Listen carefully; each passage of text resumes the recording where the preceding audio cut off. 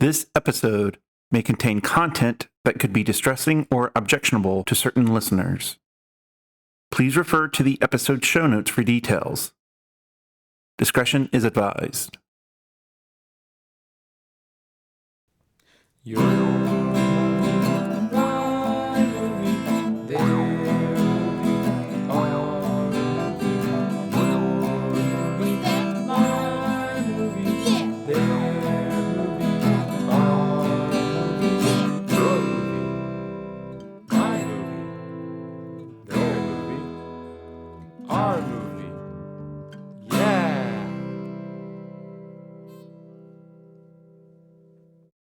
Hello, welcome to Your Movie, My Movie with Dan and Steve. I'm Dan. And I'm Steve. This is a podcast where one of us picks a movie to watch and we discuss it together. In this episode, we're talking about one of Dan's picks, the 2014 movie Before I Disappear, starring Shawn, Christensen, Fátima, Ptacek, Emmy, Rossum, Paul Wesley, and Ron Pearlman, and was written and directed by Shawn Christensen. We will be talking about spoilers, so if you want to watch the movie first, now's the time to do so. But before we talk about the movie, Dan, who would you recommend this movie for? Well, real quick, I want to say that this movie is like, before I tell you that, this was one of my favorite movies in high school and sort of in that coming of age period of time in my life. Okay. So I would recommend this movie to people who are coming of age, who maybe feel lonely or isolated, like they don't have someone. I think that's the perfect movie for those demographics. I also think it's, applicable to anyone. So I'd recommend it to anyone, but especially those people. And I would say watch it with an open mind if you're able to. Try and enjoy it. Yeah. Okay. Steve, who would you recommend this movie for? I would recommend this movie to people who want to kill themselves to remind them they should avoid distractions while doing so. Because otherwise, a movie's going to happen. Nice. Yes. Nice. That's who I recommend this to. Nice. I have a few things to say right off the bat. Okay. And so, why'd you pick this movie? Well, first... Okay. Okay, all right. I'll go there first. Okay. All right. I picked this movie because I was always going to pick this movie. Since I started the podcast, I knew I was going to watch this movie. I knew I was going to make you watch this movie because it was one of my favorites growing up in high school. Mm-hmm. It was very impactful to me at a particular time in my life. And this was one of those movies that I think changed the way I looked at the world in a way. I don't exactly remember why or how specifically it changed my worldview, but I suppose it gave me hope. Mm-hmm. And looking back, I don't know why I didn't realize how depressed I was. Holy shit. But, this like to share some personal, because this is a personal movie to me. I had just moved to Florida and I didn't have very many friends at this point watching this movie. I don't think I was in high school yet, public school yet. I had been homeschooled up until this point. So, very isolated. And movies were an escape and also a source of, that art that I felt like I was being understood by this movie. You know what weird movie like that is for me? Like my version of this movie, I guess. What? American Psycho. No fucking joke. You told me that. Okay. Go ahead and say it again. No. You had a religious experience with it, right? Yeah. One of only two religious experiences I've had that have nothing to do with religious things. The two religious experiences I've had was watching American Psycho in the theater. And the second one was reading Miracle Man, the comic book written by Alan Moore. So, hell yeah. But you were talking about this movie and how personal it is to you. Yeah, so it reached me at a point in time in my life when I needed something to reach me. And I've always remembered it for that, and I've always been grateful to it for that. I've shown a lot of my friends this movie. Yeah, it's special to me, and it made me want to make movies like this. You can definitely probably tell, because if you know the type of movies I want to make, you probably can see the influence this movie has had on me. And watching it again, older now, because I haven't seen it in probably like 4 years, maybe. I don't know. It's been a while. It's very different to me now. It's still good. I don't love it as much as I did then because I'm not in the same point in time. And I sadly, there were less things holding me back from liking it when I was young. There was less inhibition, I guess. Is that the right word? Anyways, I was more open-minded to this movie when I was younger, and I was more open-minded to movies in general. Watching it again, there are some things that I don't like as much about it. However, I think you should try and watch movies. If you want to be positive about a movie, you should try and watch a movie and try to like it. If it beats you up for that and it abuses that, then, do with that what you want. Obviously, you don't have to like any movie you don't feel like liking, but give it the best shot you can if you have the energy. That being said, this movie has a 29 on Rotten Tomatoes, which is always really 29 on Rotten Tomatoes. Is that critic or audience? Critic. Wow. Yeah. I mean, just so I can go ahead and say it now, I really like this movie. I thought this was a great movie. So the fact that it has a 29% on Rotten Tomatoes critic score, that's fucking amazing to me. Because I watched this movie and then I looked at that score when I was younger and I was like, what? Yeah. Am I insane? Yeah. And I was reading all these reviews and I was just, what are they talking about? Because, I mean, I would say that this movie is for younger people. Maybe. Well, it's just, there are some problems with it. Okay, go ahead. I mean, I don't see what problems there could be with it. I mean, the only problem that I could see with it is that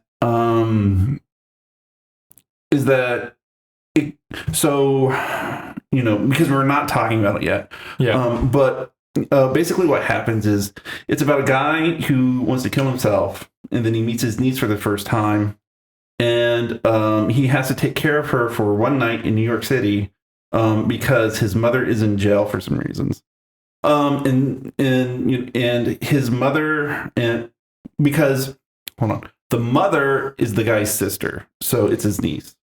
And the guy and his sister, they don't get along and they haven't talked to each other for years.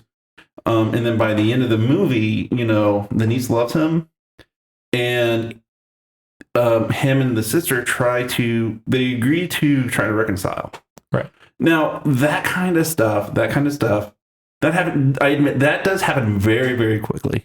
It happens very, very quickly. So maybe some critics don't think that, that's very, very genuine. But I'm like, there's still a lot of heart in it. Yes. You know what I mean? Yeah. That can kind of be forgiven, is what I'm saying. The reason I think this movie didn't do well with critics, well, okay, I want to talk about it because, so it's just so funny because we just watched Big Gold Brick. Yes. And any movie is going to feel like a fucking Oscar winner compared to Big Gold Brick. And it's funny you say that because this movie was based on an Oscar-winning short film. Okay.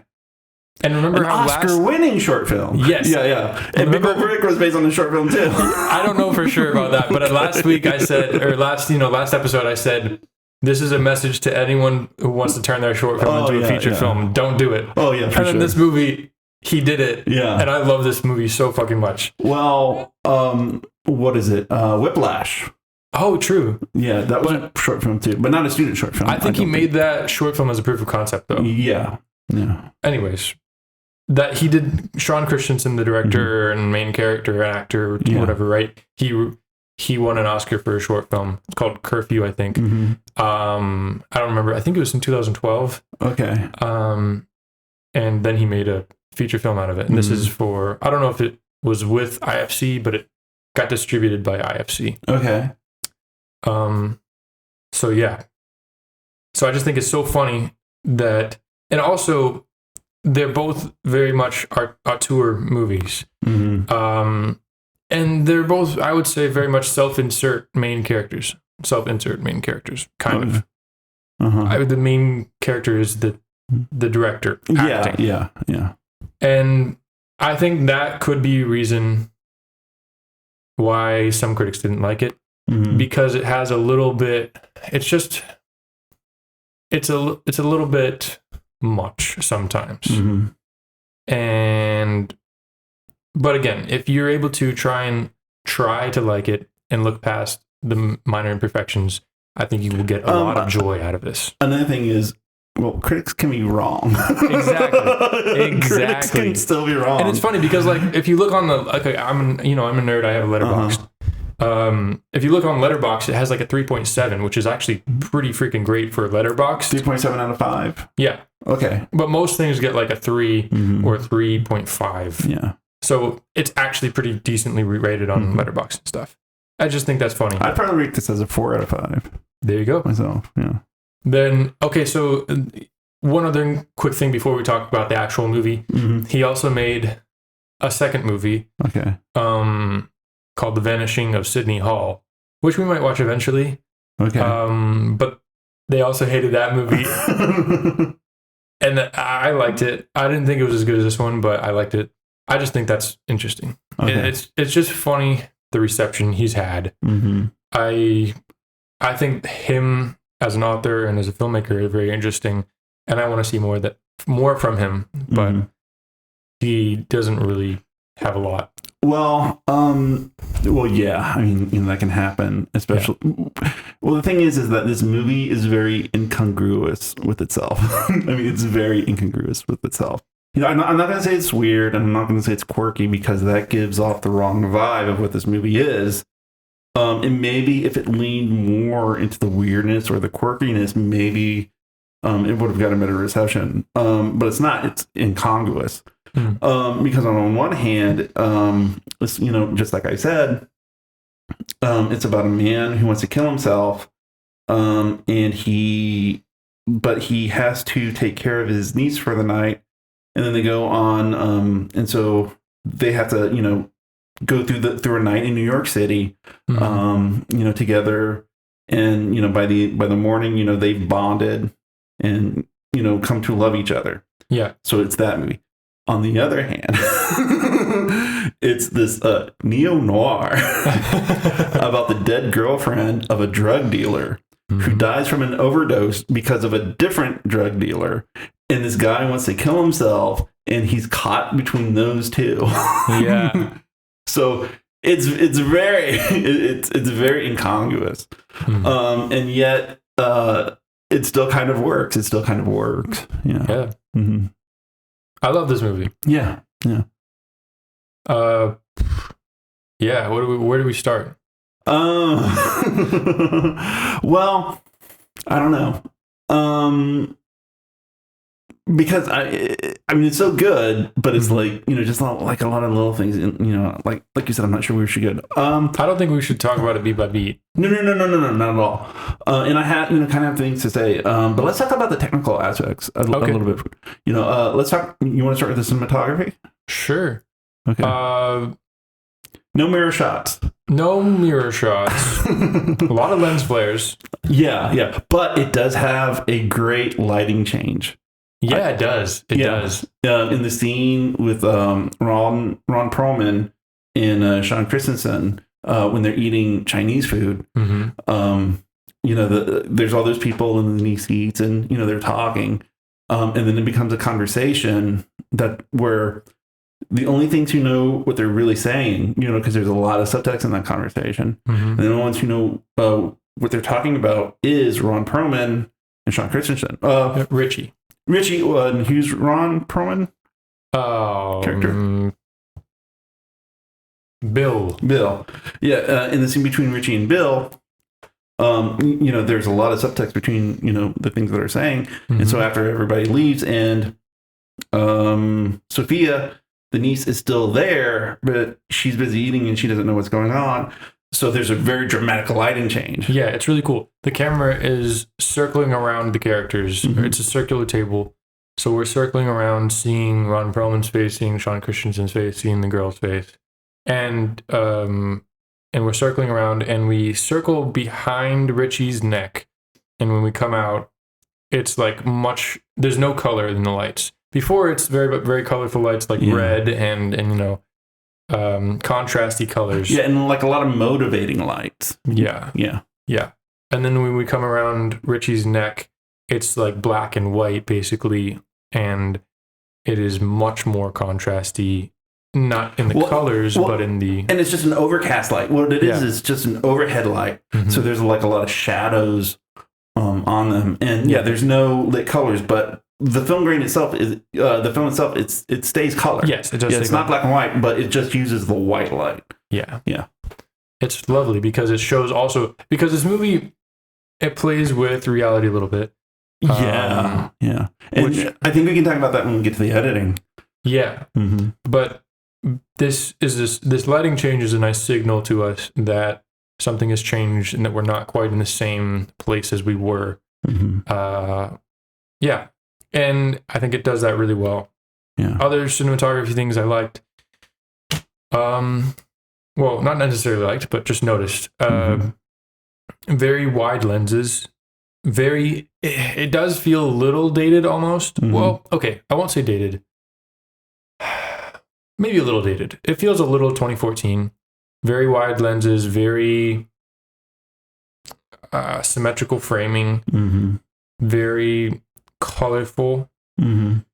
But I think it really pulls it off well, and I think it works beautifully. It looks like I love the way it looks. Yeah. We have wonderful haze in a lot of shots. It's just the that's because of all the people smoking. Yes, all the people smoking.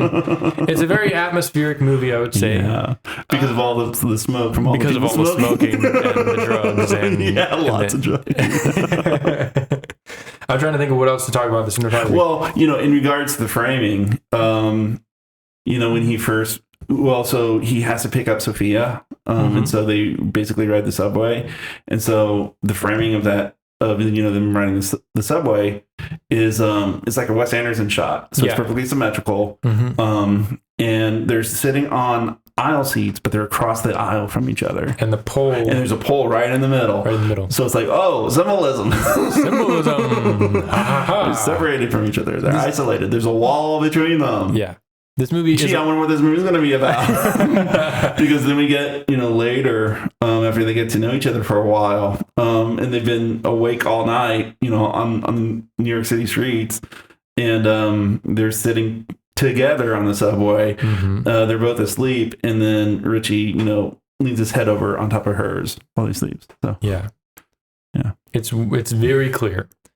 Some of this movie is a little on the nose. Yeah. It's fine though. I never felt, it might be on the nose, but I never felt it was like telling the audience things, because there's a lot of visual storytelling is what it is in this movie. And maybe the visual storytelling is on the nose, but that's kind of okay. Because there's a lot that goes unsaid within the subtext.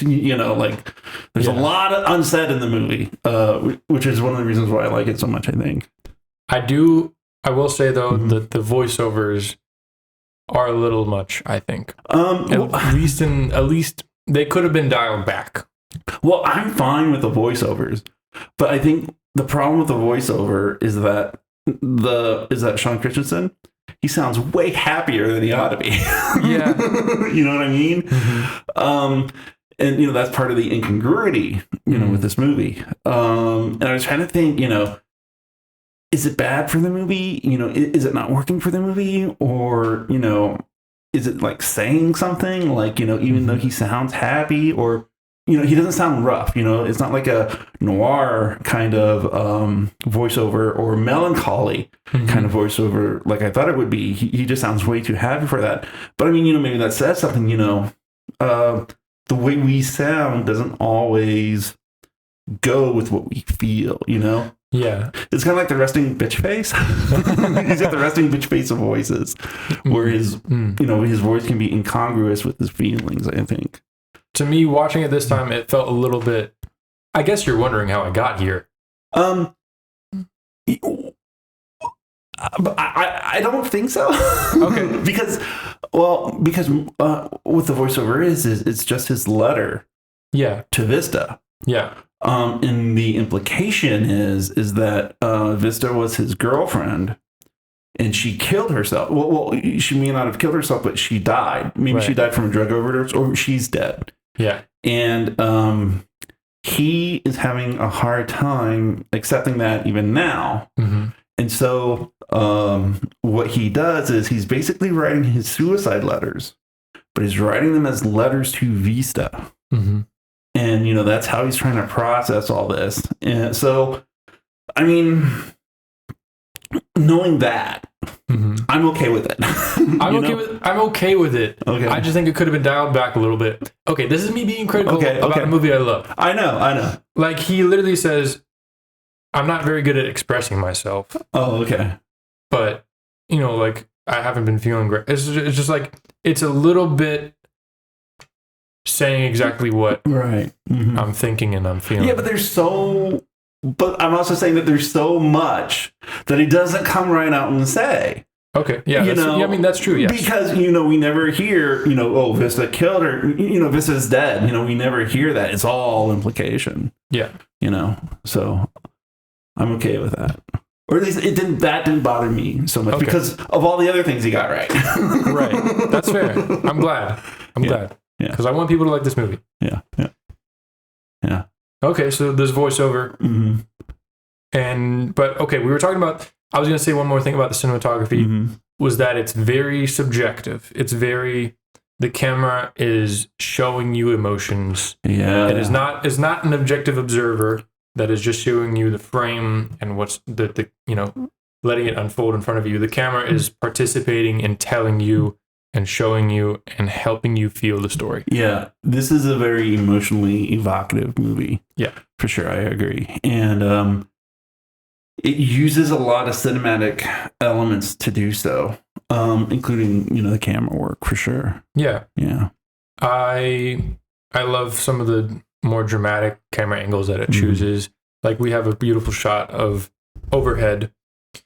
Of looking down on Richie as he's in the bathtub, as he's kind of bleeding out, and we have the phone in the other slice of the frame, the other half of the frame. It's just, there's some great dramatic camera angles that I think work really well. I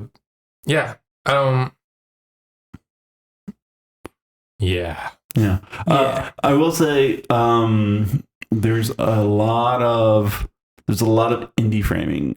Yeah. By which I mean, not a lot of wide frames, not a lot of full frames, not a lot of long frames. It's, a lot of mediums or tighter. But, that doesn't bother me so much, because it's also New York City. So because it's in the city, the city is, tight, cramped. And so, it really works for it. Yeah. The other thing this movie uses to evoke emotions is music. Yeah. And again, this is me being critical of the movie I love. It felt sometimes like a Wes Anderson movie knockoff. Yeah. Well, that's the thing that I was wondering is like, and I had to wait for the entire movie to figure it out because it's like, is this trying to be a parody of those kinds of movies? Because, And most of that comes from the bowling alley dance scene. Oh, interesting. Huh. Yeah. I wouldn't say that. I don't think it's a parody at all. I don't think it's Now that I've watched it, I don't think it's a parody at all. I think it's slightly influenced by Wes Anderson. Especially whenever he picks her up from school. Yeah. And it's like they're in the middle of the frame and they're very much like she's acting like an adult. And I think this is I think it's like a noir movie done like if Wes Anderson had to do a Paul Schrader movie as well. Yeah.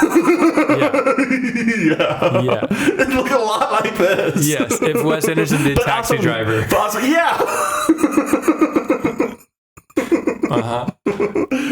We have to make those movies.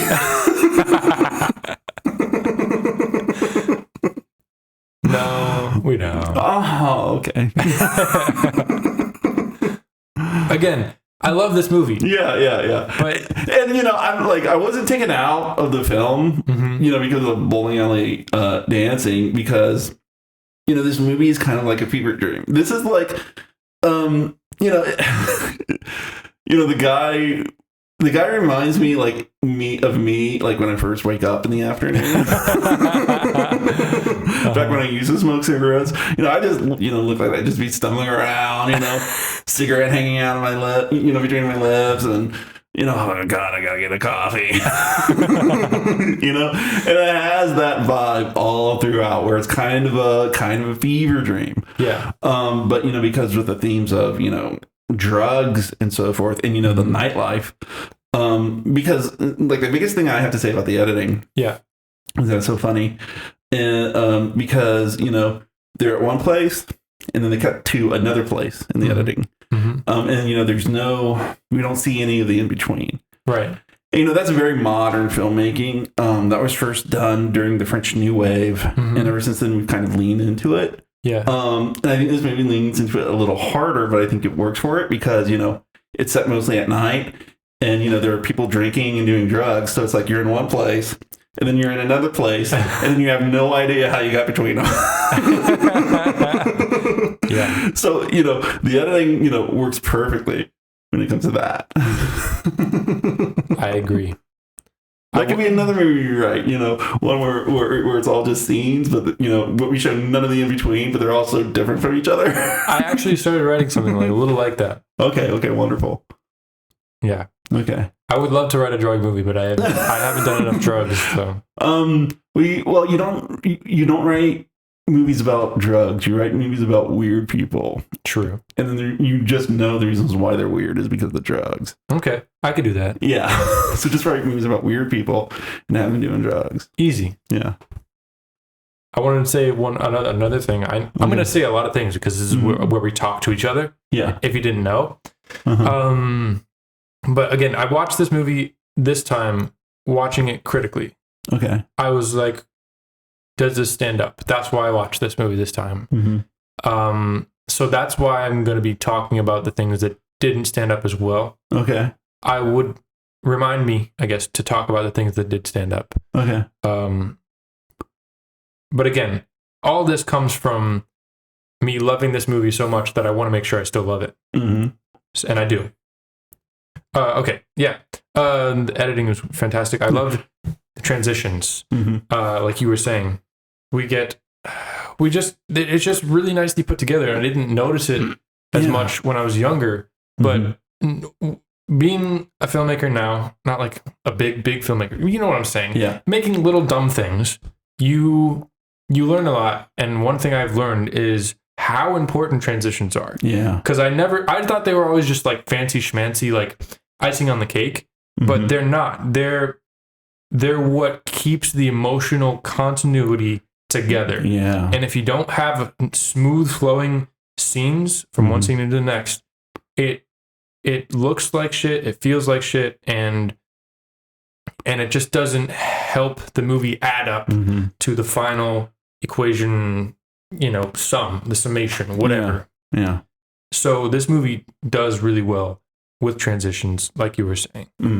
I am thinking of one a little bit. I'm thinking of that one part where we have Bill and Richie talking about the girl, about the dead girl. At the beginning? No, in the middle. Okay. When the lighting changes. That was so cool because the lighting changes and then she enters the frame and then we follow her down. The dead girl enters the frame. Yes, the dead girl enters the frame. Which, kind of tells you how this movie attempts quirk. But quirk is not the right word, but it's the best word we can use. It's like, it's how the movie, it's just surrealism. Yeah. It's surreal.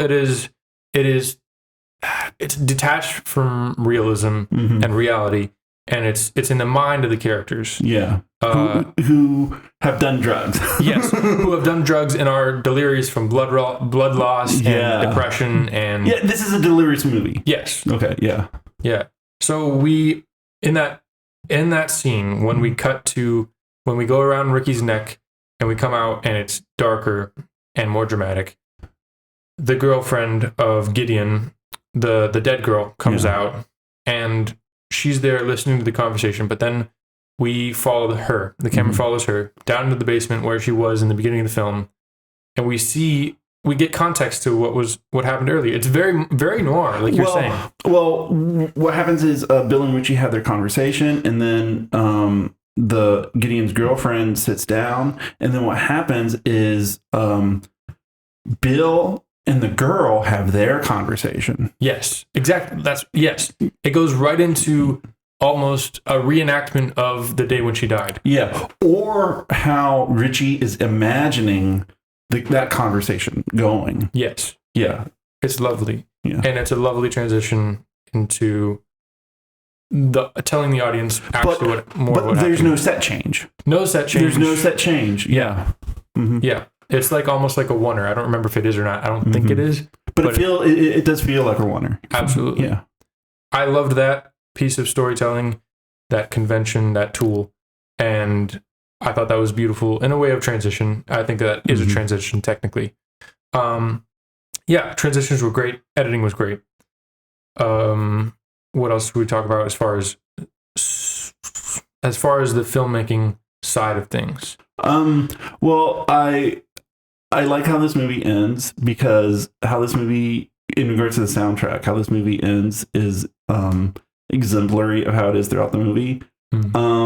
Because it has that, slow song. What is it? I'll Be Seeing You. Yeah, it's like an old 20 or 30s jazz song. Yeah, and then it goes into the synthwave music that they use for the bowling alley dance scene. Yeah. Fun fact about that song: Shawn Christensen wrote and performed that song with his band. Oh, that's his song too. There you go. Yeah, and I think that was in the short film. Okay, I think that was a scene from the short film. Okay. Yeah, and it's like it's their song. A lot of these songs, this movie influenced me a lot too because of its music. Yeah, I listened to every one of the songs on this album, movie, basically. Not pretty much all of them. And this movie actually got me into David Bowie because of 5 years. I love that song so much to this day. And that's a great sequence in the film, by the way. It's so great. I love that scene. It's so fantastic. We can talk about that, but right now let's talk about the music. David Bowie, and again, it's like, it's a lot because it feels very Wes Anderson. Wes Anderson loves to have David Bowie in slow motion and people walking. But it just works. But you know what? I never really noticed the soundtrack. The soundtrack was never obnoxious to me while I was writing or while I was watching this. It was never obnoxious. It never took me out of the movie. And, in fact, like, I'm trying to think about all the stuff about the music, but I can't because I was so enthralled with it. So, if you can't think about the music, it did its job. Yeah, that's a great point. I've watched this movie a few times, so... And again, I told you I've listened to every single song. Yeah. So I mean, I got into Tame Impala from this song. It has like a Tame Impala deep cut. Well, maybe not a deep cut, but it's one that's not like their most famous song. And it's Elephant, which made me listen to them a little bit. I listened to a few songs that like not really many people listen to, and those bands aren't big. But he has a nice mix of really indie, and like lesser known mainstream, and then he also has House of the Rising Sun, which everyone knows, but it's lovely. In regards to the soundtrack, it feels a lot like Quentin Tarantino's movies with a soundtrack. Yeah, but you don't watch those movies. You don't watch I watched a few Quentin Tarantino. Have you seen Reservoir Dogs? Yeah. Oh, okay. Yeah, that's one. And Pulp Fiction. Yeah. Haven't seen that one, but that's okay. But mostly like with those movies, those are, jukebox soundtracks. Yeah. And they come from all over the place. Yeah. And, later with Quentin Tarantino's, later films like Kill Bill and, so forth. It gets kind of wackier. Yeah. But still understandable within those movies. But I was reminded of Quentin Tarantino just because of the sheer range of music this movie decided to pull from in order to tell its story. Yeah. I think it might have been a lot of music. Maybe some people might say too much. But I don't think so. I mean, like I said, I didn't think about it. I was never thinking about the music, and so that's how it works. Good. Yeah. One other piece of music I wanted to talk about. There was a piano piece where there's a scene where he is bleeding out. His stitches have opened up. Not even his stitches. His bandages have been opened up. And Sophia, his niece, is running to get hydrogen peroxide and fresh bandages. And he's on the sidewalk kind of like bleeding. And we cut to him seeing a vision of what is her name? Vista. Yeah. Of his ex or his lover who is gone now. And he walks across the street and he just sits down next to her. I think she's wearing like a blindfold or something, but she's sitting next to some sort of suitcase, maybe a record player. And they hold hands. Yeah. And there's this lovely piece of piano music that still gave me goosebumps to this day. And when I watched it, I was obsessed with that. I looked it up on, because when I was at this point in time, I was still pirating music on like my iPhone 4S that had no SIM card or whatever. And so I had this like app on my phone that I would download music onto. Don't track me down, FBI. You're fine. Nah, I use Spotify now and stuff like that. It's like a statute of limitations applies. So. Yeah, hopefully. Yeah. Anyways, I remember trying to find that, and I think I actually might have found a clip of that on this app, and I had it downloaded on my phone. But anyways, you just reminded me about that scene. That was another example of great use of lighting. Yes. Because he's basically has lost blood, and so he's fainted, and he's like leaning against the wall and like right next to a homeless guy who's like trying to help him, but just keep him away. Yeah. Well, Sophia does her thing. But so yeah, he's leaning against the wall. And it's dark at night. Then you see like a bright light, blast right into his eyes. And then he holds his hands up, Yeah. That's the light at the end of the tunnel. That's him dying, Yeah. Yeah. And so that's what I thought when I saw that. And I'm like, oh my God, that's such a great metaphor. Yeah. That's such a great visual metaphor, the light at the end of the tunnel. And then, that's when he, walks across the street to Vista. He's already there. So it's like, yeah, that's the light at the end of the tunnel. And he's about to die. And he grabs her hand, so she can serve as like a psychopomp for him as he dies. And then Sophia's there and, brings him back to reality by pouring, hydrogen peroxide in his wound and, stinging him with it. Yeah. Yeah. It's great. But yeah, I thought that's probably the best visual metaphor we have in the movie. And another use of lighting. Dude, cinematographers. I know you like your cameras. But just work as a gaffer. Just focus on lighting, okay? Especially young cinematographers. Yes. We're talking specifically film school cinematography. Yes. Because most cinematographers already know that lighting is the most important thing, but real cinematographers, yeah. So just do work just as a gaffer and develop those lighting skills, and then you can do cool stuff like this. Yes. Which is what gets talked about. Yeah. Yes. It's even flashy. We have never talked about the quality of a camera on this. We have never talked about Nobody ever talks about the quality of a camera. Because nobody gives a shit. Yeah. But we talk about the lighting and we talk about the framing. So those are the things you should focus on. Yes. Yeah.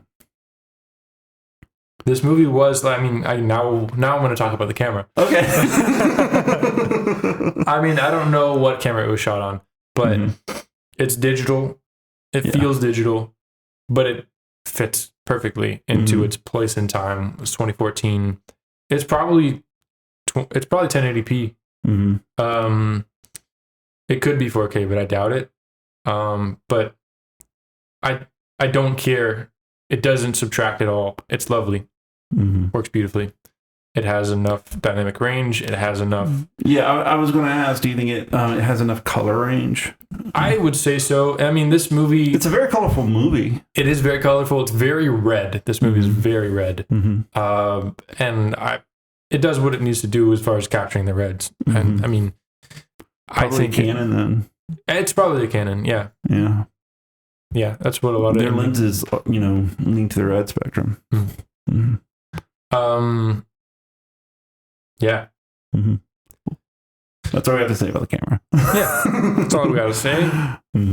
What else about the filmmaking aspect parts of it? I'm going to say real quick, they have the best day players of actors. We have this attorney for Richie's sister. Adam Schiff. Richard Schiff. Oh, Richard said, yeah, Richard. He's from The West Wing. Yes, he's an Emmy winner. Yes, yeah. He wasn't even there for a day. He was there for half a day. Yes, I love it though. He's so amazing. What a great pick. I don't know. I just they must know each other personally. He must be his family friend or something. Maybe, but it's so great. Fuck, I love The West Wing. Just so you guys know, I fucking love The West Wing. When I was in my 20s and I was depressed and I was up awake all night trying to do some writing, West Wing reruns were shown on Bravo. And that's first it was the Texas Hold'em celebrity tournament. Those were on first, and then they do the West Wing reruns until the sun came up. Oh my gosh. Yeah. So, I love The West Wing. I love Richard Schiff. Yep. Richard Schiff. Yeah, and he's also in the Pentagon Wars, which is about the Bradley fighting vehicle. He's in everything. Oh, yeah. I'm looking at his before he before he had the hit with the West Wing, he was a working actor. Yeah. And then he got the West Wing and, yeah. Fantastic. Oh, yeah. He's great. It's lovely that he's in this. He knows how to play scenes quietly and he knows how to play scenes loud. Yeah. But he's very quiet in this one. So if you're going to pick day players, pick character actors that know how to do their job and do it perfectly. And they don't do too much. Yeah. Again, Ron Pearlman. Wonderful casting. Yeah. His character in this movie reminds me a lot of his character in Sons of Anarchy. He was in Sons of Anarchy. And I think he was also in Drive. He was. Yeah. And he plays the brother of Albert Brooks. And Albert Brooks plays the scariest motherfucker in that movie. And Ron Perlman's his, brother. So that tells you, how intense Albert Brooks is. But yeah, Ron Perlman, but he's great in everything. I mean...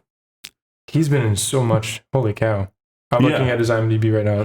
Yeah, wow. His big hit was in Beauty and the Beast, which was the TV show with the woman from Terminator. I know who you're talking about. Linda Hamilton? Probably. Okay. Yeah, sounds right. I don't want but Linda Hamilton sounds like... That sounds like someone else, too. Yeah. Madame Mapes from... not Madame Mapes, but the shout-out Mapes from... David Lynch's Dune. That might be Linda Hamilton. We got to get this right. Hold on. We're terrible movie nerds. Well, I mean, my brain is just old. Alexander Hamilton. No, Linda Hamilton. That's right. Okay, nice. Yeah, I must be thinking about some other Hamilton for Shout Out Mapes. Yeah, another episode in which we, have to mention David Lynch. I'm going to make you watch a Lynch movie, but not a good one. I'm just kidding. Well, I'm going to make you watch a David Lynch movie. Well, what are you going to make me watch? I don't know. Okay. I'm going to make you watch Inland Empire. We could probably just turn this into a David Lynch podcast at some point. Probably. Anyways. Acting. We're talking about acting. Actors. Emmy Rossum's in this movie. And at first I was a little confused. Oh, she's the sister? She's the sister. I thought she was an unknown. No. She's a sister, but as I was watching this, because I'm an old person. Yeah. And all people are young to me, I thought she was the little girl. but then I figured it out. She's Yeah. a lot closer in age to me than I thought she was. She's like 36 now, and she's 6 years younger than me. Mm. But yeah, she's great in this movie. She's fantastic. Yeah. I mean, she's not given a lot, but what she has, she fucking works with. Oh my gosh, that phone call scene. The first one? Yeah. Yeah. Where she's. Oh well, I was thinking in the jail where she's in jail. Well, that too. All the phone call scenes. Yeah. She's great. Yeah. Because a lot of her lines, they would be tough to pull off convincingly and dynamically. They could come off like too much. Yeah. Like flat, like I am stating exactly what I need, or she does it really, really beautifully. Well, I think it's because she allows the emotion to come out, like how desperate she is or how upset she is. Yeah. She allows that to come out. So, in scenes like that, I think, you say they might be too much, but I think you want to lean into those, lean into the emotion, so that people know you're upset. So that way, if there's any problems, if there's anything not working, audiences will think it's because the character is upset and not because you're a bad actor. Well, there are... or getting badly directed. There is such thing as, overacting. Yeah. But it depends on the context of the scene. Yeah, I don't think she overacted in this movie. No. I'm not saying But she could probably act even, overact more, and it might still be okay, is what I'm saying. Yeah, potentially. Yeah. And then also... although it'd be funny. What? It'd be funny, like, if she said those lines like a cold-hearted bitch without emotion. Those would be interesting line readings, too. Yes. But... No. I think because this movie is so about emotion, I think it's great that the actors were as emotive as they are. Yes. Yeah, for sure. And it's about Richie, experiencing emotions. Yeah. Because, in the beginning he says, I'm out of touch. I'm not good expressing myself. Yeah. Yeah. I want to talk, too, about Paul Wesley. Yeah. He is fantastic in this movie. I love him so much. What else has he done? I think he's in Vampire Diaries. Okay. Oh, he's the blonde guy. I haven't seen Vampire Diaries, but... Okay, I watched like the first few episodes. Or is it Teen Wolf? One of those two shows. I think this was 2014. So I think Vampire Diaries is earlier than Teen Wolf. I'm going to look it up real quick. Of course, when I think Teen Wolf, I think Michael J. Fox, and the main dude from Arrested Development. I'm talking about the TV show. I know. Okay. Oh my god, the dude from Arrested Development was a Teen Wolf. Well, he was Teen Wolf too. I've never seen the Teen Wolf TV show. Me either. Okay, it is from Vampire Diaries. Okay, yeah. He is from Vampire Diaries. Yeah, I think he's the blonde. He was blonde in that. Yeah, oh my god, he's so fucking good. He's so good in this movie. He just does so good. Yeah. Oh my gosh. Yeah. Like, he does the insane coked out boyfriend. Yeah, I was just saying, he might sell meth, but he might sell heroin, but he's fucking on coke at that point. Yeah. Yeah, and then he comes down and he's all cool, and he acts that great with that too. And he does this wonderful job of, this is whatever to the writing. This is a token to the writing or whatever as well. But we are sympathetic to him, even though he's kind of crazy. And and he's not a good dude. He's not a good dude. Yeah. But he has this honor in a way, and he has... Well, he cares about that woman, is what it is. He loves her. He says, I love that girl. Where's that girl? I want my love, you know? And it's like, even terrible people, love. But that's a lesson that Richie has to learn, and that he has to allow himself to love. Mm-hmm. Yeah. But he also treats Richie with respect. And and so does Bill, in a way. Bill, I feel like... Oh, Bill exploits him more. Yeah. But the thing is, I was wondering that about Gideon. Gideon is the guy from Vampire Diaries. Yeah. Gideon, because what happens is Gideon goes a little crazy because Gideon asks Richie about his girlfriend. Yeah. And then he mentions, and then Flora gets mentioned. Right. And then, hold on. Gideon mentions Flora, and then later, Richie says that Gideon's girlfriend was on heroin. And that's what causes Gideon to go crazy. It's like, how did you know that? You were there, weren't you? And then Richie was like, no, Flora is street slang for heroin. I know because, I know that woman. I'm very intimate on the subject, which is great. That was great writing too. Yes. So that's when he goes crazy. And then later in the movie, it's still at the bowling alley scene. They're still at the bowling alley. And then Gideon is like, hey, is Richie's sister in jail? Let's see what we can do to help him out. And that's when he gets Richard Schiff, who is a lawyer, to help the sister out. And I was like, oh my God, is this a fucking setup? because at the after party, he's like, how's your sister? Is she out yet? And it's like, oh my God, why is he asking her about her sister? Is he going to wait for the sister to come out of jail so he can capture her and then, hold her at gunpoint while he does something to Richie? Yeah. That's how much of a neo-noir movie this is. It could go in that direction. It could. Yeah. But yeah, his acting in this movie over that was great. It was great. Oh, it's fantastic. And in that scene, especially when the confrontation in the bowling alley, he's electric. Yeah. And he does that wonderful balance of insane, desperate, and also he cares about Richie and he's not trying to ruin Richie's life, but he needs the truth. Yeah. And even when he knows Richie isn't telling the truth, he's pretty sure. Yeah. I mean, he's coked out of his mind at the same time, but he doesn't even blow Richie's kneecaps off, and I'm sure he could.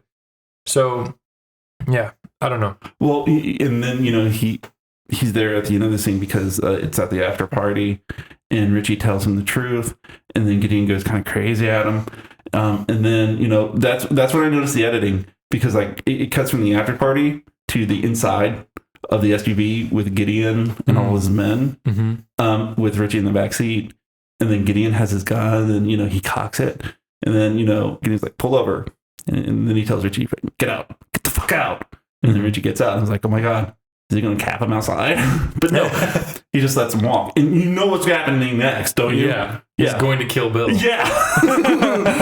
But that's another thing that I kind of love about this movie.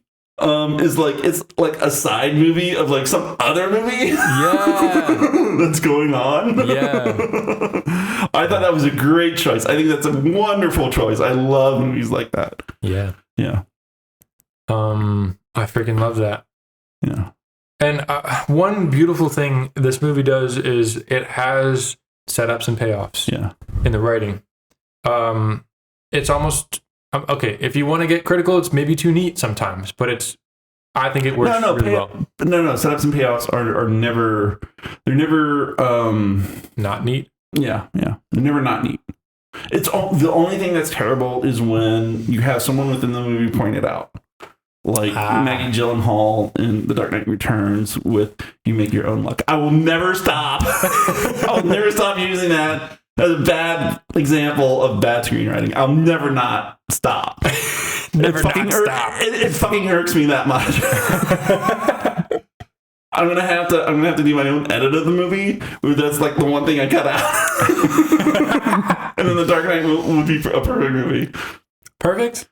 Well, I mean, perfect. Oh, The Dark Knight. Okay, I thought we were talking about The Dark Knight Rises. No. I'm talking about The Dark Knight has other problems that I don't care about. I see. That's the only problem I really care about. Gotcha. So, yeah. But callbacks. Yeah. Script. Yeah. I mean, the most obvious callbacks are the suicide attempts. And we start out, he's going to kill himself, and he answers the phone. And there's, again, in the same tub, he goes back to at the very end. Still, the water's still red with his blood. Yeah, but that shows how much, how few fucks he gives. Yeah. So he gets back into the tub, and he unplugs the phone. Well, the phone rings. Yeah. I love that so much. I love it so much. Oh, it's so good. See, he was about to take my advice. It's another movie's gonna happen. It's the one where him and his sister and reconcile, and that's the next movie that's gonna happen. Mm-hmm. Yeah. But he's in the tub again. Yeah. It's like the same shot as the first. And it's just so good. Whenever he unplugs the phone rings, he unplugs the phone, and we just linger on his face. We just stay there. We see him make that decision to live. And he reaches over, plugs it back in really quick, and answers it. It's wonderful. Wonderful. Other callbacks. But it doesn't linger too long. Like, it lingers just enough to cause tension in the scene and the audience. And just long enough for him as the actor to make that decision. Yeah. And for us to see him make that decision. And for the other person to not hang up. Because the thing is this is what really dates the movie. Is that he has a rotary phone. Yeah. He has a phone with a landline. He doesn't have a smartphone. So he has to, he uses whatever landlines are available. And that includes, like, I think there was a payphone. There was a payphone, yeah. Yeah, there was a payphone. And it also leads to that great scene in the hotel because it becomes a plot point. Yeah. Because he tries to take sleeping pills to kill himself. And then he goes to his sister's apartment building. And then he uses the phone to call his drug dealer. And he's like, hey, these sleeping pills you gave me don't work. He's like, sleeping pills? You didn't ask for sleeping pills. I didn't know. You asked for menopause pills. Why the fuck would I ask for menopause pills? Man, I don't know. It's none of my business. And so he freaks out and he smashes the phone.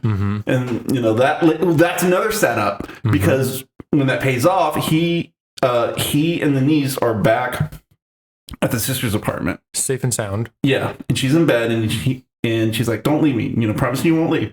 He's like, I promise. And then that's when the concierge of the hotel and the security guard come up and say, hey, we need to talk to you about this phone. And that's a funny thing, dude. He's like, yeah, I don't remember that happening, man. Because they have footage of him smashing the phone. He's like, yeah, I don't remember that happening. I don't remember that happening. I was on the influence of menopause pills. I have no recollection of that. Yeah. And so I think it's really great that they used the humor in that moment. Yeah. And there is good humor in this moment at like specific times because you don't want this to be a downer the entire time. And you can't it's not so good to have a movie that's nothing but deep meaning. You need a little bit of superficial things, including comedy, including humor. Yeah. Just to liven it up and so people don't, get worn out. Yeah, get worn out by what they're feeling. You know? It's not like a Lars von Trier movie, whatever. It's not freaking Hereditary. Yeah. As much as I love Hereditary. Well, I haven't seen it yet. Oh, okay. But yeah. But yes, the humor is wonderful in this movie. We could talk about that too. But we're talking about the callbacks right now. Yeah, callbacks. And we even see the security guard installing a new phone. Yeah. It's wonderful. Another callback is the notebooks, and that's, I wrote it down. It's in my the flip books. Yeah, the flip books. Okay.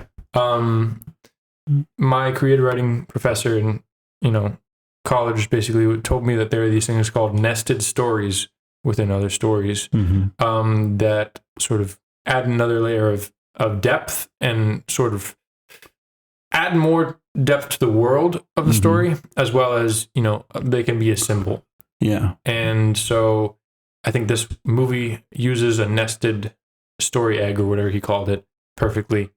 And actually, it's really central to the emotional plot of the story because we see in the beginning, whenever he comes to pick up, he takes Sophia, he picks her up from school, takes her to gymnastics, then takes her home. And on the fridge, there is one of her artworks of her and her mom on the fridge. And he's like, oh, we got two artists in the family.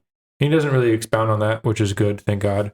That would be obnoxious. Yeah.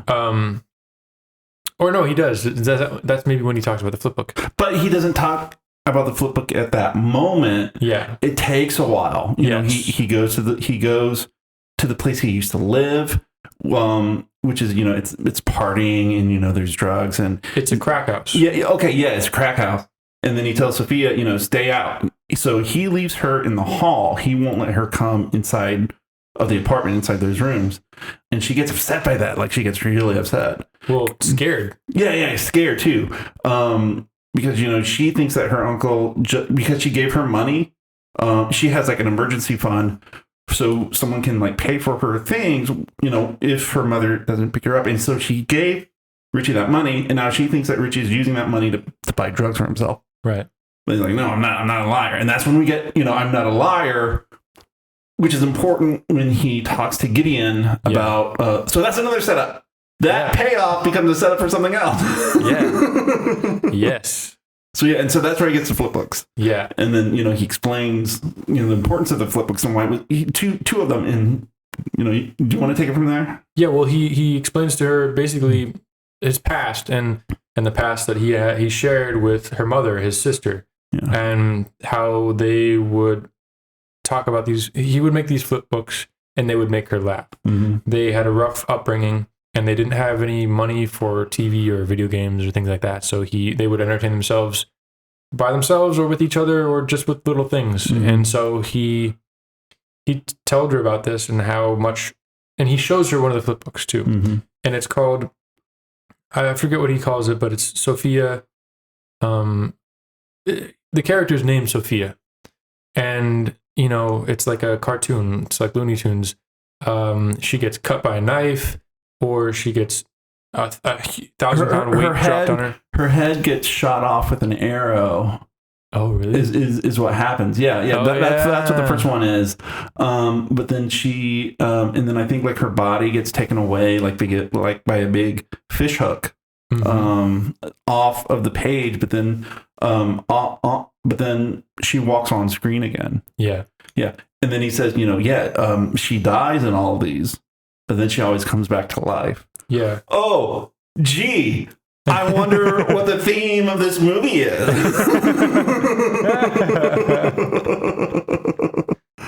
Oh, man. But that's great screenwriting. It's great screenwriting. Yeah. Mm-hmm. It's a little, maybe a little on the nose, but it works.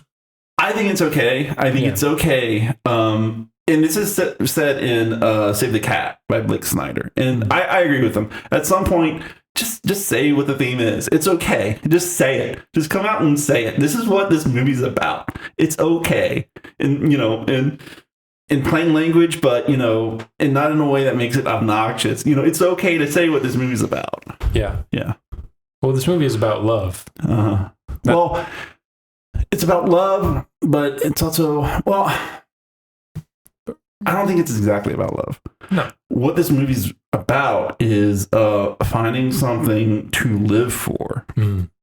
And what his sister and then him have found, what they have found to live for is their love of Sophia.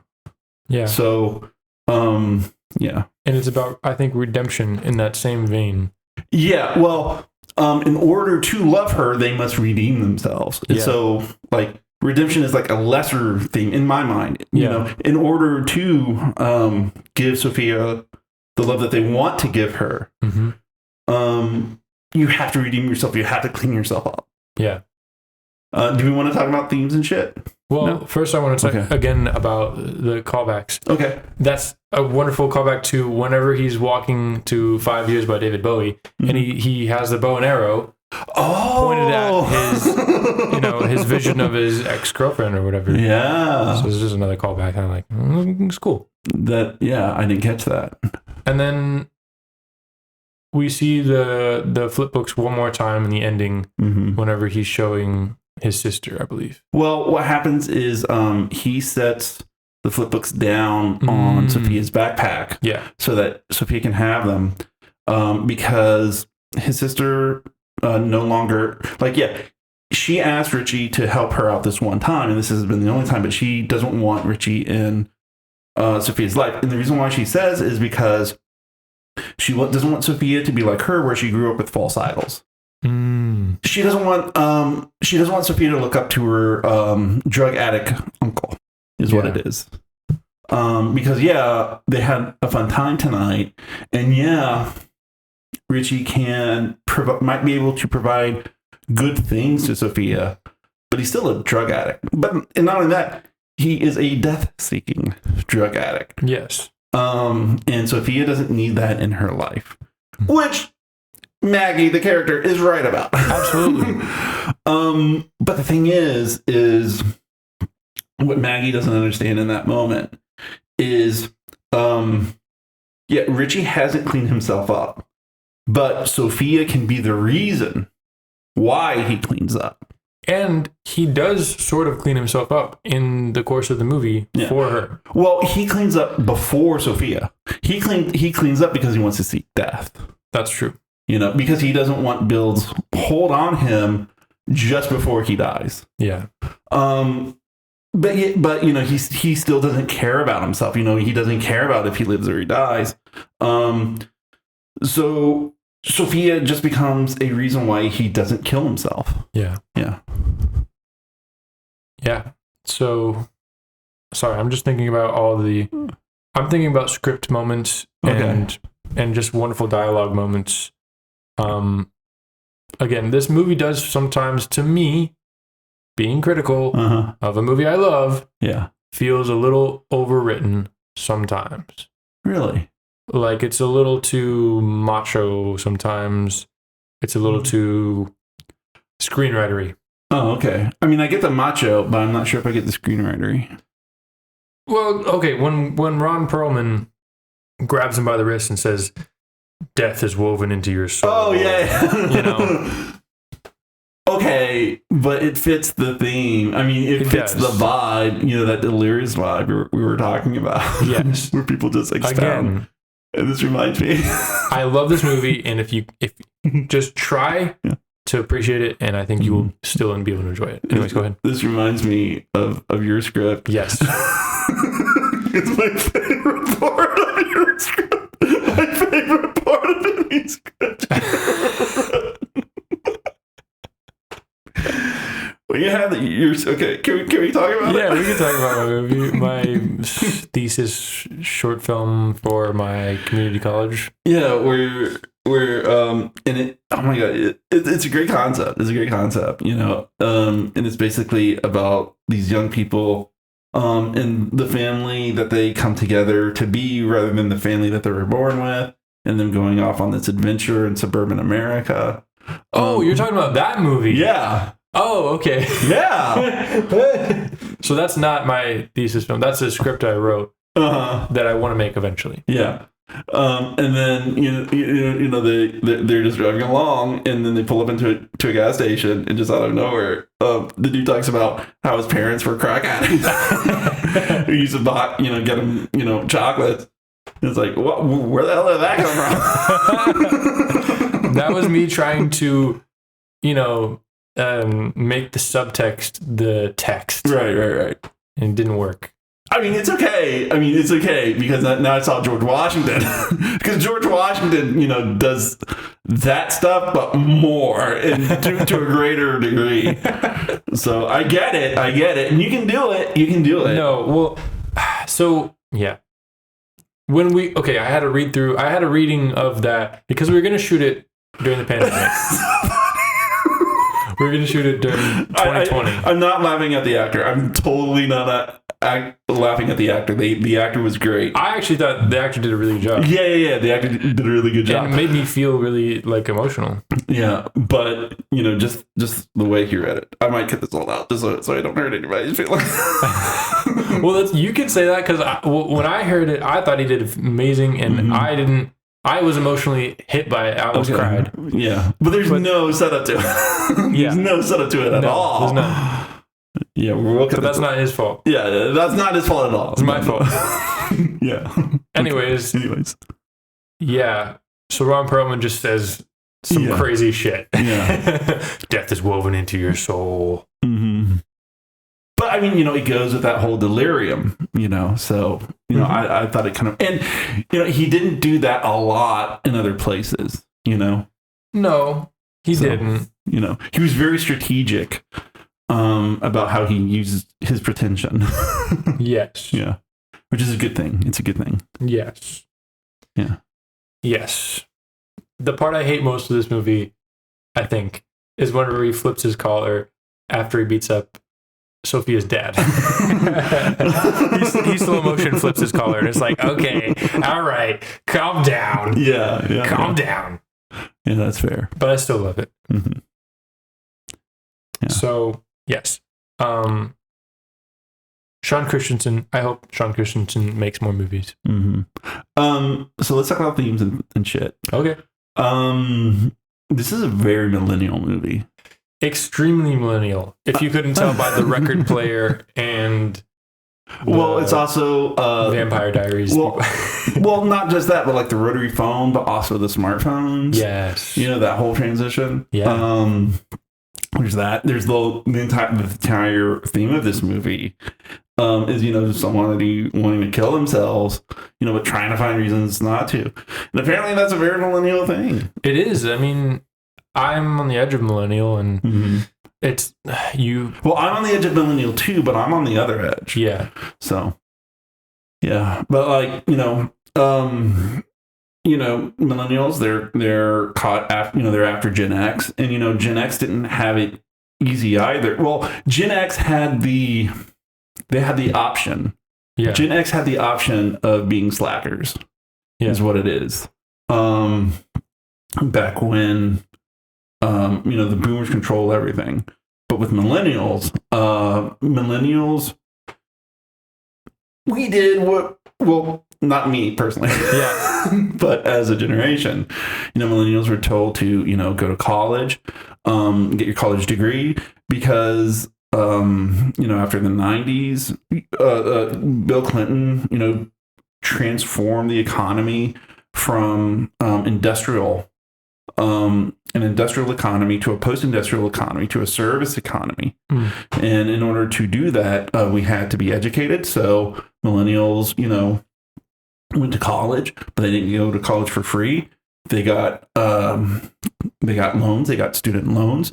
And the promise was, well, you can take on these student loans, get a degree, get a very well-paying job, and with that well-paying job, you can pay off the loans. That's how it was supposed to work. Yeah. And it didn't. And we're still feeling that now. Like, that's very well relevant. Yeah. But also, this is 2014, so this is after the Great Recession in 2008, with the housing crisis. And, this movie made me think about that tweet where, someone said that, she saw a woman walking down the street and she just dropped her coffee and she's like, oh, great, now I want to kill myself.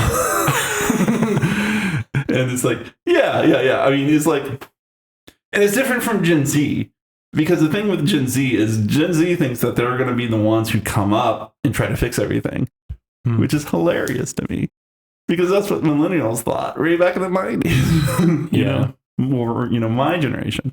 And we're even more fucked now. Yeah, we're even more fucked now, and they think that they can rise up. Well, not all of them think that.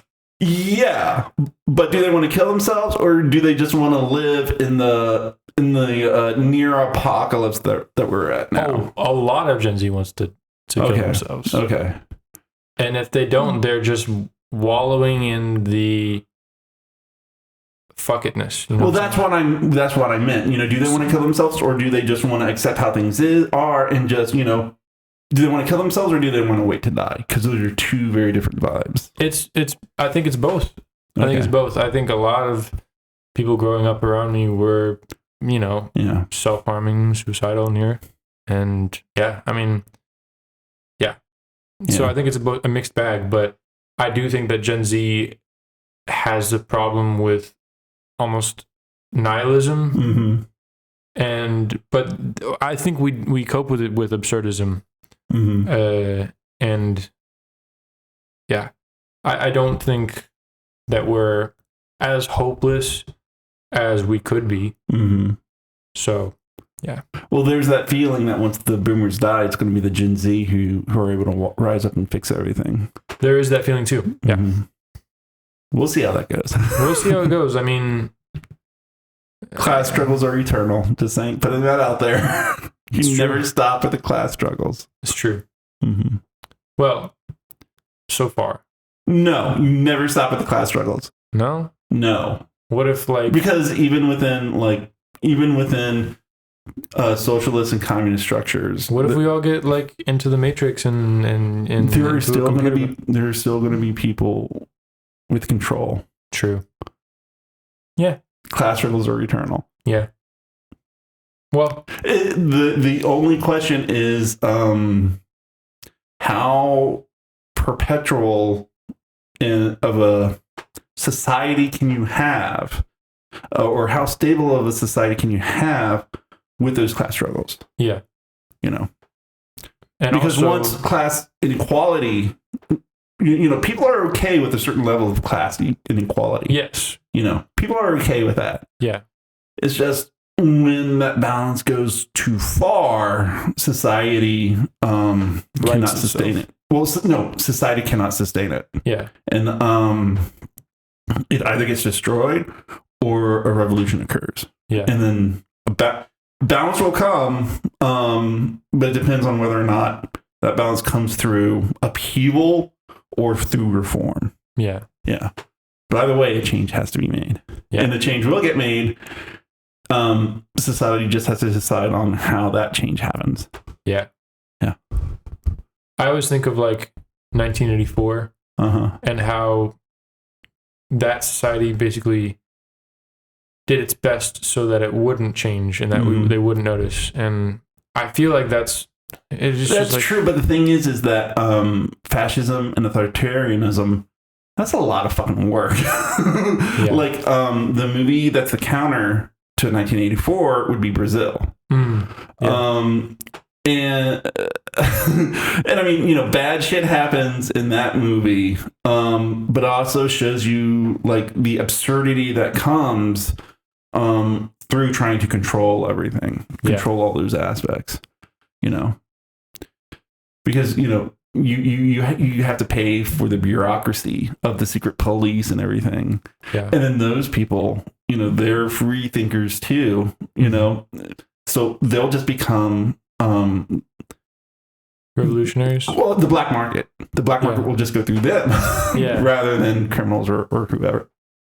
So the other thing that Gen Z is gonna the thing I hope Gen Z fixes is the freaking planet.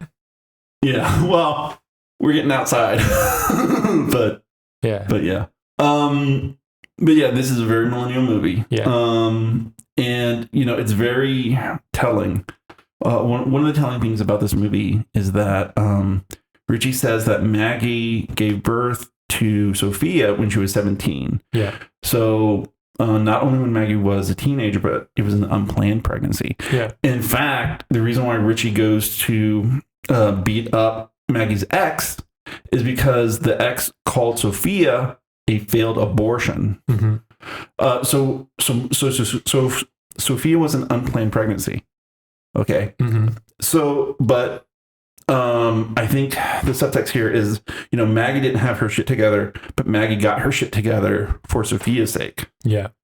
And, that's another thing, that's millennial. People are giving birth. People aren't having kids now. Reason why? We can't afford them. Yeah.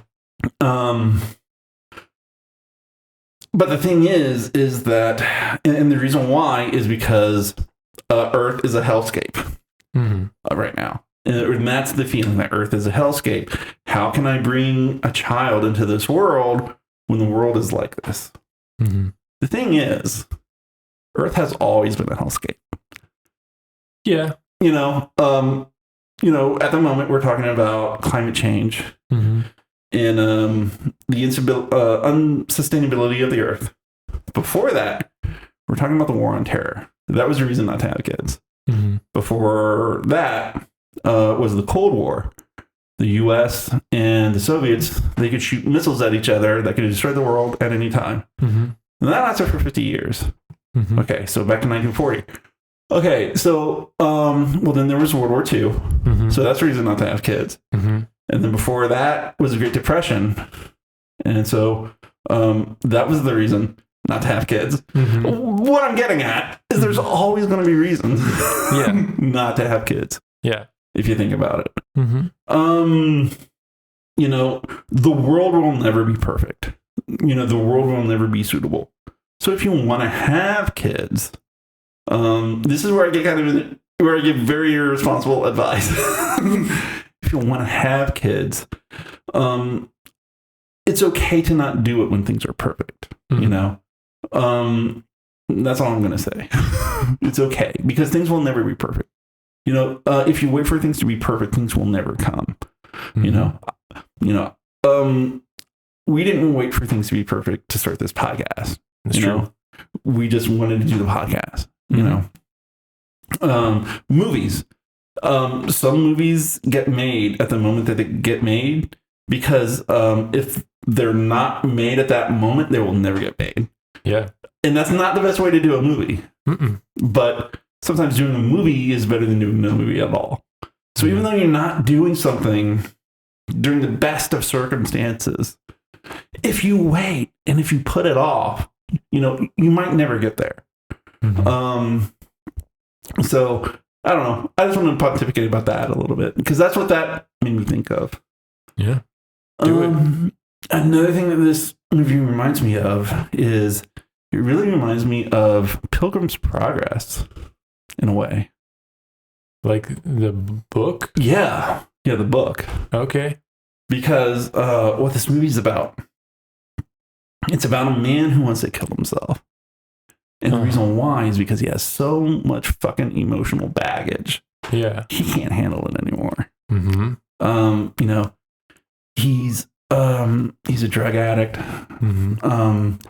He doesn't talk to his sister, who he was really close to. Mm-hmm. You know, there's that whole scene where, you know, he says, you know, you were the coolest sister ever, but that doesn't change her mind about, you know, her not wanting him in her life or Sophia's life anymore. Okay. And then the woman that he's in love with is his dead, you know, girlfriend. Right. You know, is what we suspect. And he believes that he's the reason she died. Yeah. He says that one time I lied and it hurt somebody, right? Yeah. Something like that. So that's why he never lies and so we assume that he lied to Vista about some reason. And that might be the reason why she's dead now. Or at least it's he believes it's yeah, that's true. And then he sees the dead woman in the bathroom. Mm-hmm. And then he's told to, you know, lie about it, basically. Yeah. Which, you know, he can't do anymore. Yeah.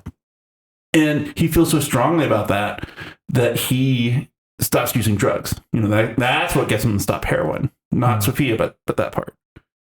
So he has so much of this emotional baggage that he can't stand it anymore. Because drugs were his coping mechanism. Probably. Yeah, probably. Or well, drugs could also be a way of death seeking as well. You know, he doesn't care about himself. He doesn't care if he lives or dies. So he'll just do drugs. He'll do all these things that are unhealthy for him, like smoking. You know, he smokes a lot in this movie, and it's clear the reason why is he wants to die. And it reminds me of one of the few episodes that I saw of Mad Men. You know, they're trying to talk about an ad campaign for cigarettes, and this, you know, young up and comer ad exec, he's like, yeah, well, you know, we'll base the cigarette ads off of the Greek concept of Thanatos, which is like the death-seeking principle in humans. And the guy who owns the cigarette company is like, what the fuck are you talking about? Death-seeking what? Anyway. The Kurt Vonnegut has a quote about cigarettes. What did he call it? Socially acceptable suicide. Yeah, absolutely. Yeah. So yeah, this is a guy who has so much emotional baggage he can't carry it anymore. And so his way of releasing that baggage is to kill himself. And the reason why this makes me think of Pilgrim's Progress is because that's what that story is about.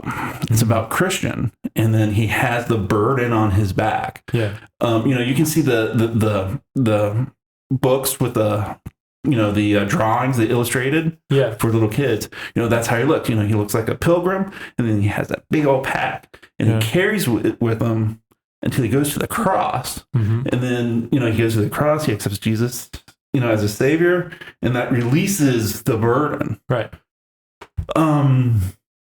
So, you know, that's what made me think of this. You know, there are different ways of releasing that burden, that baggage that you're carrying. His plan was to use suicide. Yeah. And some people, well, But in Christianity, you're told to accept Christ in your heart as your Lord and Savior, and that releases your burden. Mm-hmm. But what that is that's in that religion, that's the act of redemption. Right. And it's to forgive yourself and forgive others, so that you can let that baggage go, so that you can become a what's the word I'm looking for? Functional. Yeah, a functional person in our society. Yeah. And then what happens at the end? When Richie tells Gideon about his dead girlfriend, and Gideon is like hitting on him, what does Richie say? I forgive you. I forgive you. Forgive me, but I forgive you. Yeah. So there's that. Yeah. Yeah. Yeah. Well, I mean, it's that guilt. It's a beautiful, it's the guilt he's carried around of. It's a reminder of what he did to his girlfriend. Yeah, to Vista. And it's that guilt brought back, and it's also probably him talking to himself. I forgive you. Yeah. I forgive you. I don't care what you do to me. I forgive you. It's a freaking heartbreaking but beautiful. And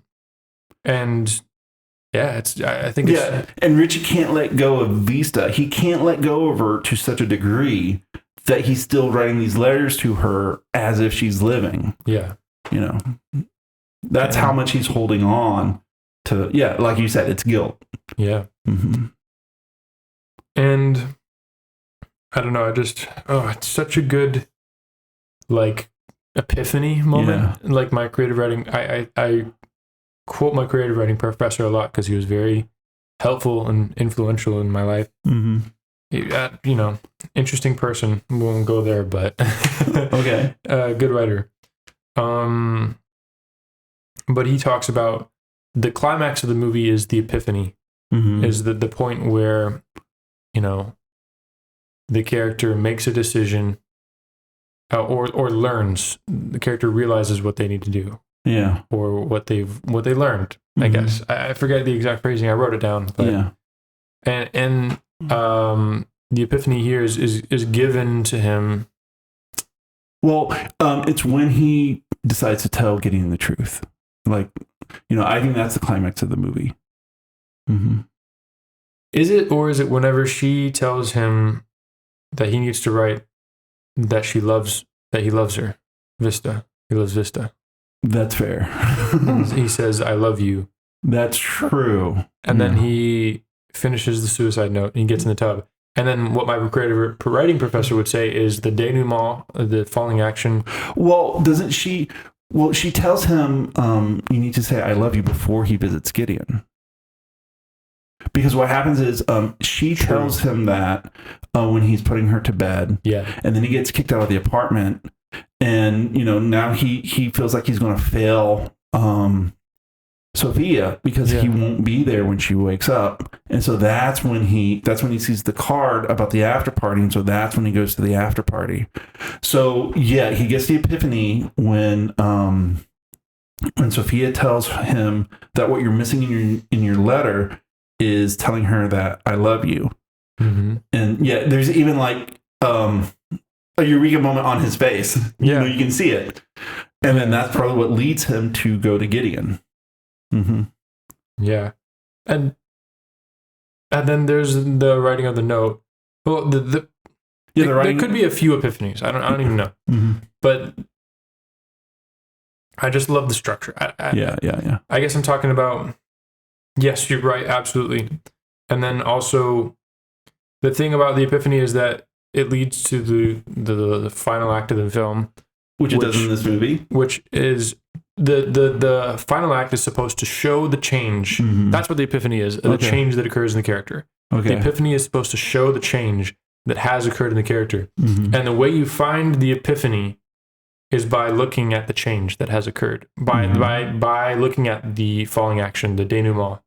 And in this, it is him answering the phone. It is him deciding to live. Yeah. And it's him. And then when does he write I love you? Is it after the phone call? No, it's right before he gets into the tub again. Okay. Well, I mean, that's still appropriate though, because he burns his suicide note basically. All those letters to Vista, he burns that, and then he writes another letter saying, "Dear Vista, I love you, I miss you," and then Richie, signed Richie. He says that, and that's when he goes into the bathroom to kill himself, and that's when the phone rings, and then he unplugs it, but then he plugs it back in. So that's when we see the change. Yeah. That's when the change is shown. Not necessarily when the change occurs. No, but when it's illustrated clear for the audience. Lovely. Freaking lovely. Yeah. Yeah. Watching it like took me back to like being that high school kid, and it was just crazy. It was so many emotions and like, it was just wild. It's wild. Movies are beautiful.